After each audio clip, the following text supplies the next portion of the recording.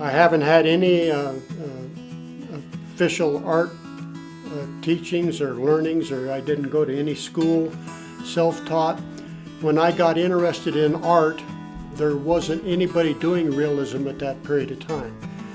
Back in the late 60s, everything was cubism and modernistic art, abstract art.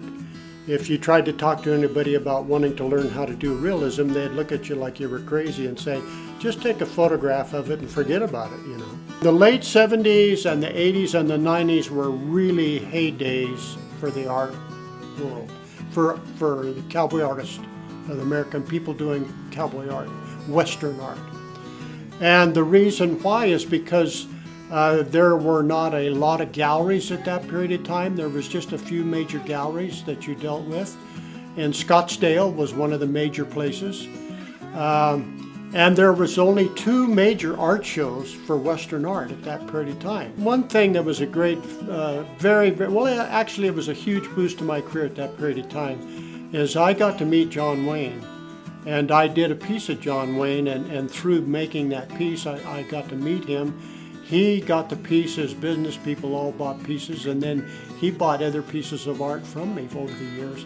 He was a very, very nice man. We just unveiled my sculpture I did for Fallen Officer Memorial that's on the Courthouse Plaza. So I'm extremely proud to be part of that and have a piece on our Prescott Plaza quadrangle. I grew up with the West. I grew up with animals and living on farms and going to ranches, and I have a heritage of being involved with the West. I have a love of the West. In 1978, that was 2 years after I went artist full time, I was very fortunate to get into the Cowboy Artists of America. And I'm still there. I'm a 4-time president of the group.